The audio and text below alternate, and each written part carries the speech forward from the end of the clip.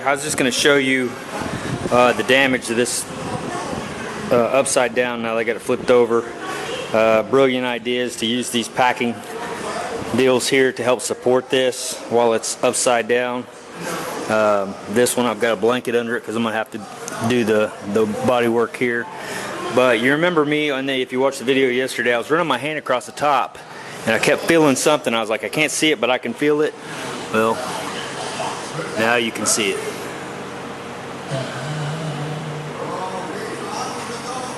I'll get just right. See that right there? It goes right through here. Okay, also all through here you can see it's all puckered and tweaked. Up here it's all tweaked here.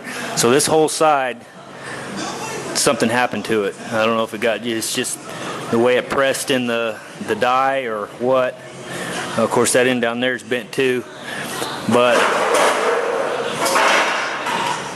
gravity took over there. So yeah, I was hoping that all of this was good, but it's not. So whatever happened here looks like it affected out into here too. So I'm gonna have to be super freaking careful with this thing, because otherwise I'm gonna end up chasing this thing all the way across. I could do more damage than good is what could happen. So I'm gonna really have to be careful with this one, take my time, and try to just finesse this the best I can. So I'll try to bring you along with me as I'm doing it, kind of, you know, either watch me screw it up or watch me fix it, one or the other. So alright guys, we'll talk to you. Alright, here's another thing that was noteworthy to me. Where all these dents are, that'll show, hey, look at that, all this stuff here.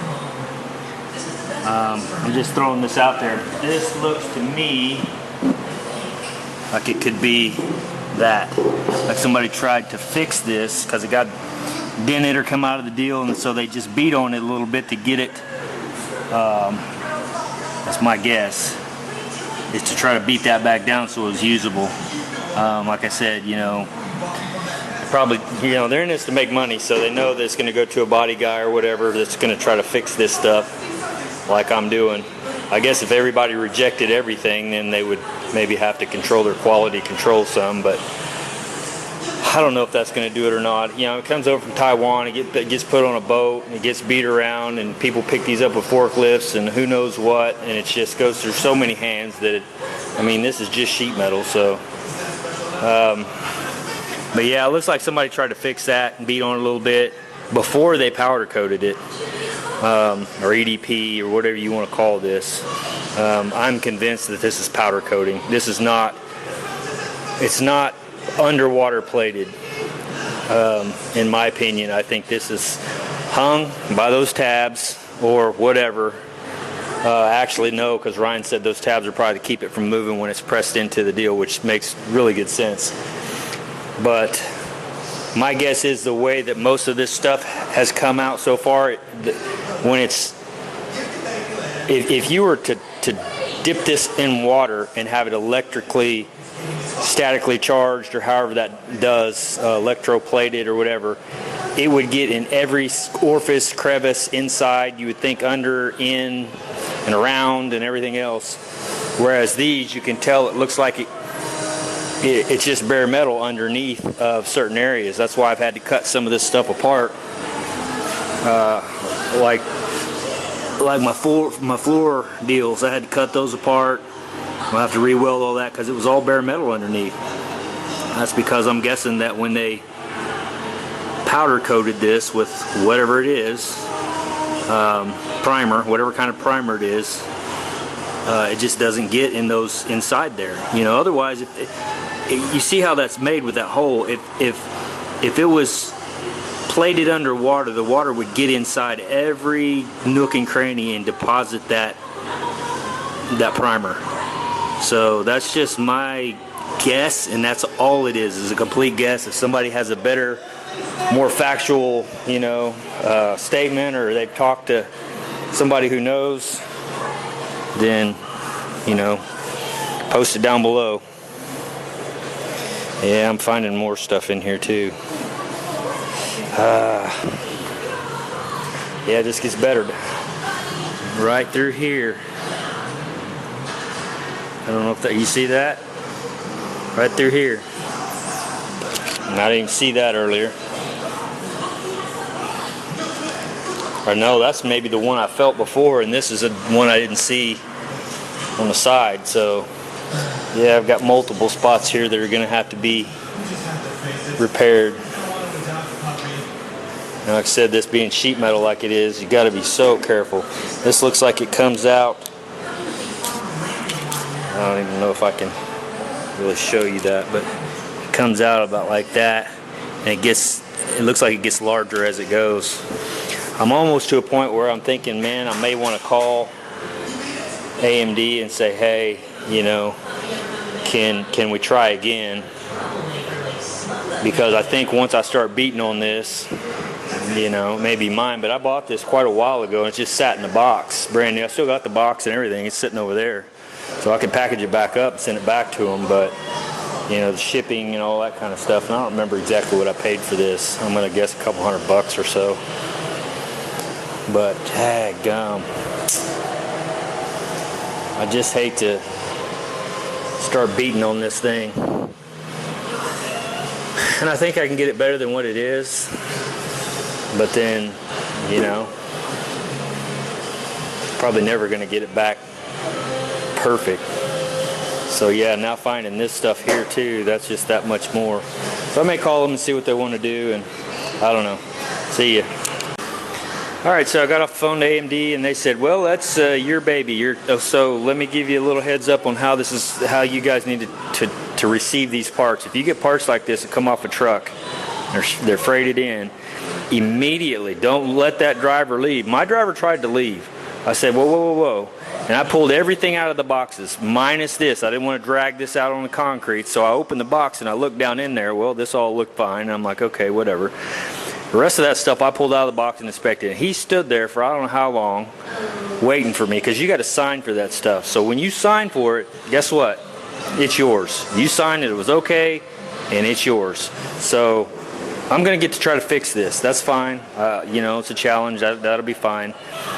But just so you guys know, from me to you, in the future, when you get this stuff, look it over really good, and if you don't like it, send it packing with that freight guy. Say, no, I'm not accepting this, take it back, and tell him to give me another one. Because otherwise, you're going to get stuck with something like this, and you're going to have to fix it. So, just from me to you, there you go. Alright, so I'm going to start out this by finding my damage. Now, we already know it's right here, but I need to find the high spots and low spots in this. So, what I've done is I've taken this, you can see it's bent. Basically bend it down into this to where it's in that shape. Now I'm going to run it across this.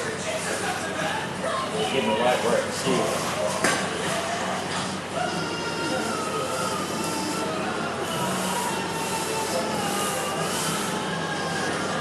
Don't really want to go that way because this block will go down in there. I'm going to stick with this. Back across this way. It's going to show me where my damage is. Go ahead and come on down with this. Keep going across here just like that. You can see here, this damage here, looks like there's some stuff here. Actually, this is the high spot from the top, so this will be also. So we'll just keep going that direction. Okay. Another tattletale. I'm going to bring you over here a little closer so you can see what I'm seeing.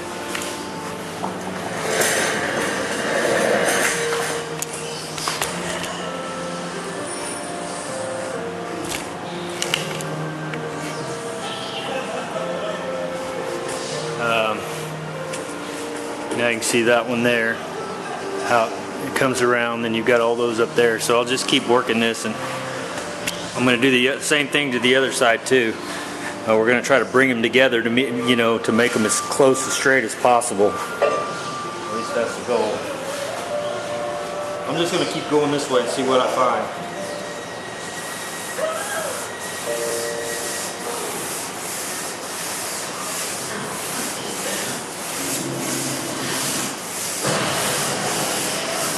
Basically what I'm doing is using the E-coat as a guide coat. I highly suggest you do the same thing when you're doing any of your parts. When you're getting ready to strip it to metal, before you strip it to metal, take you a block like this, contour to the size of your fender, your door, whatever, and work it. And see if you have any of this, because this is the stuff that you have to fix, or it's going to come through on your paint. Your body's going to be wavy as, you know, the ocean. So, alright, up here in this area, it's a little round, so I'll probably either take a rounded block, or I've got this one here that may, yeah, it'll probably bend off into there. See how that works. I don't know how well it'll work or not.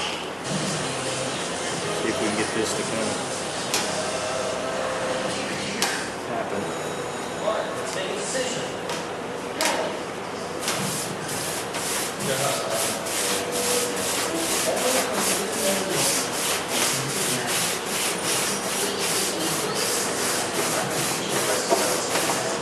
Okay, you can see here it started kind of going back to where it needs to be.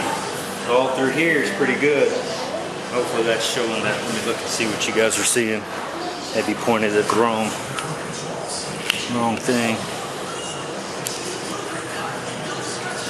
But there you can hopefully see where all these are. I'm gonna come back this way. I want to keep that in that contour like that. Kind of just work it, just like this. So I know that all of this is good. All of this is good. This is bad, this is bad. All this is bad. All the way through here, this and that. That's what I got to fix through here. Then I got the dent up there that I also have to fix. But you can see that as clear as day right now. Back you up here. If you look down that, you see how it goes in? Something's happened and hit it, and it went in, so I have to work that one back out. So again, I'll do the same thing. Probably hit it from the top, use the guide coat, and figure out where I need to actually come back in on it. So what I'll do on the other side, I'll flip it over. When I hit this, I'm going to have silver, because it'll go down to the metal. It'll be silver in this loop. It'll be silver in all those loops on the top side. From there I can start my process of shrinking and trying to get it to come back as close as possible. And there is a chance that I'll probably have to shrink some of this because it's probably stretched some. But I've got to get a plan as to how this happened and which way it went. Right now I'm looking at, because it's pressed up, whatever it was, if something got in the die or something, it pressed it out like that. Now I don't know if it started here or if it started here and went in that direction. But it's just really hard to tell right now. And you can see all that is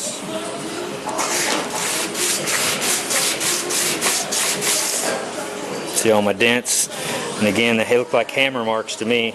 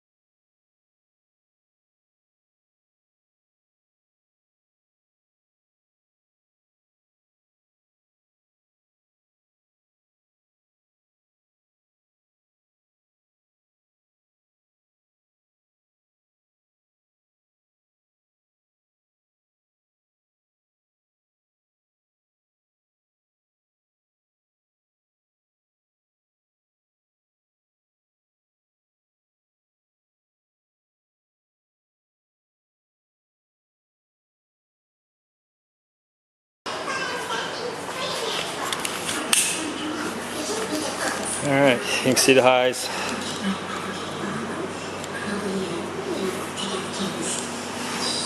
This one actually should come out a little bit more. That's why I sanded so much more right here. I don't really feel it, but underneath I can see it, unless it just, I don't know. I'll have to look at it some more. But you can see here where the dent, where it dented it in. You can see all this is low. That probably crowned up right there. So when I'm pulling out, you know, with my dolly under here, I'll be tapping down on this, trying to move that metal and let this relax back out. So yeah, that's it. Alright, so I showed you this. Now I'm going to kind of go over this a little bit with what experience I have on this. So anytime you have a dent, the metal's either pushed in or pushed out. Anytime the metal moves, everything around it moves as well. You're either gonna, because you're gonna have a high spot or crown or a low spot. And if you watch my extreme metal or extreme dent repair or whatever video, I go through all of that, how everything, you got your valleys and your peaks and all that kind of stuff. Well, this is the same thing. All that stuff, same.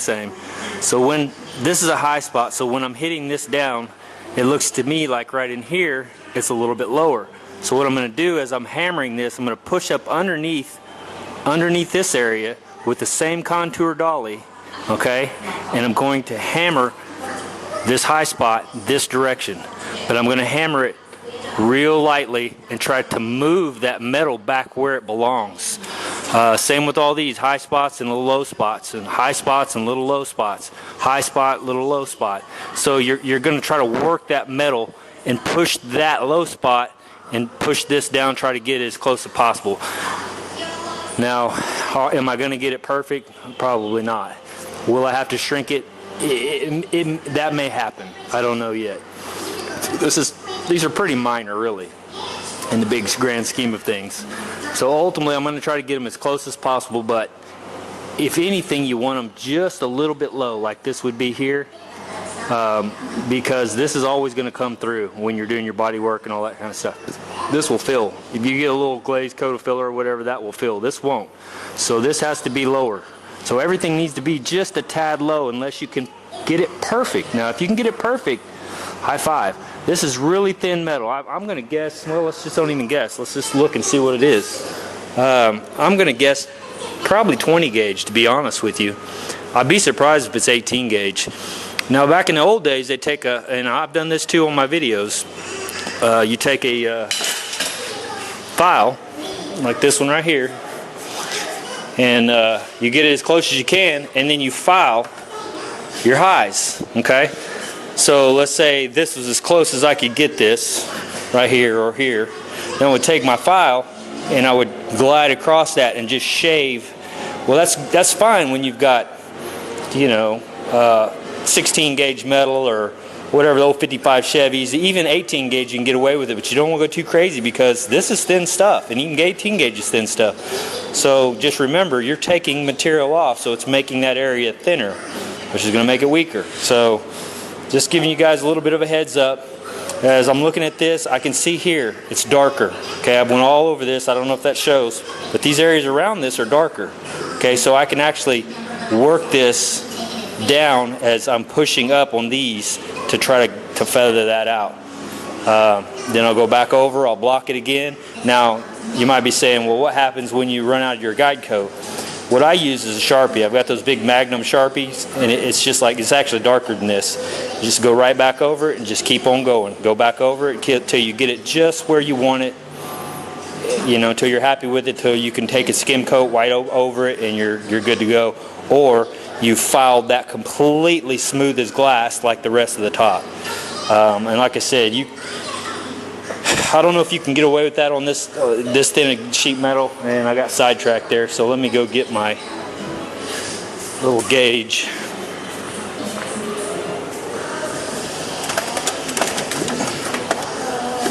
My daughter's kicking me in the butt. Alright, let's see what we've got. Now I'm guessing on this, we'll see if I'm right or wrong.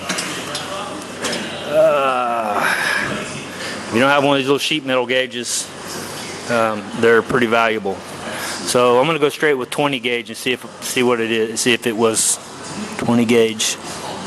And I was right. Yeah, it's 20 gauge. There you go. I don't know if that, you know how that works. Focus in on what I need it to focus in on. Or you just take my word for it. That's 20 gauge. So they didn't even make it out of 18 gauge steel. This is so thin, and that's probably why these things warp. So, you know, that's another thing to think about. If you're ever thinking about sandblasting something like this, man, you got to be so careful. Same with when you're stripping it. Any kind of heat could make this thing just go, you know, nuts. So you've got to be careful about that too, the way you go about it. Make sure there's not a lot of heat going into that. This stuff is so thin, as you can see. I've already sanded through it just with a 220 on a block. So you could literally block sand this all out, keep the heat off of it, not have to worry about warping it. Now I probably won't. I'm going to take a DA and run over this probably with like 180 grit, something like that, and knock all this stuff off. It's just going to be faster. But again, just making sure, and the DA is not going to heat this panel up like a regular stripping disc would. But anyway, that's the plan, and we'll see how it goes. I'm not going to do anything tonight. Yeah, and you can see here, see what I was talking about? There's your low, here's your high. So that metal needs to come back this way as that's coming up, and you're trying to equal that back out to flat as possible. So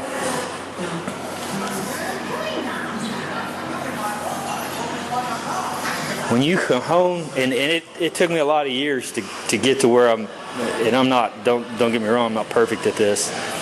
It takes a lot of years, but when you can get refined to where your eyes can see every little flaw, which is a curse to an extent, because it's almost never good enough. It's like I've always got another little flaw I see that needs to be fixed or whatever, and it's just like crazy. Especially when you're OCD and your perfectionism and all that kind of stuff, and it's just going to take forever. At some point you got to go, okay, this is good as, you know, I can get it, and I need to move on. But I don't know, just telling you a little bit about how I do things, and you probably already know if you've been watching my videos long enough that, you know, I get a little extreme with some of this stuff. But a lot of people just tap this down with a hammer in the high spots, mud it, and go on down the road and be done with it. And they probably wouldn't even try to fix this off. They would probably try to go ahead and put it on and then fix that stuff. Then they would have to pull it with a stud puller or some kind of, you know, where I'd rather hammer and dolly it if I can. To me, it's just a better, in my opinion, it's just a better way if you can. The only time I try to use stud guns and stuff like that are if I can't access the inside of the panel, and then they're perfect for that. But if I can get a hammer and dolly or a slapping spoon and a dolly, that's what I try to use. All right, guys, see ya.